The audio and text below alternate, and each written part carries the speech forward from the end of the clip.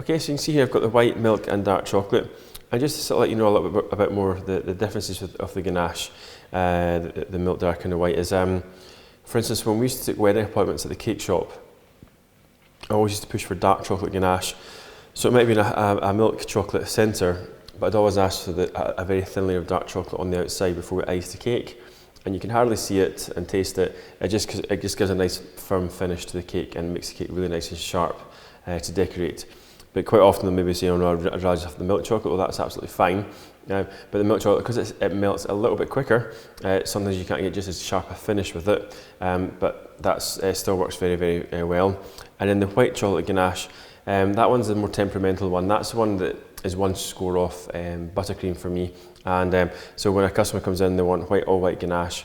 I always explain to them that it's a little bit softer, and you know, we might put 2 layers of ganache on. So 1 layer of ganache, do the whole ganaching, pop it in the fridge, bring it back out, and just put a 2nd layer of ganache on. So it's going to be a little bit thicker, maybe, than the milk and the dark chocolate. So that's just the different uses of the ganache. The dark one's my favourite, just because it sets very fast, and you can just get cakes done a lot faster. But obviously, not everyone's keen on dark ganache, because it can be quite bitter. But this ganache is only 55% cocoa, so it's not as bitter as maybe the 70% that you get in the supermarkets or at wholesale as well.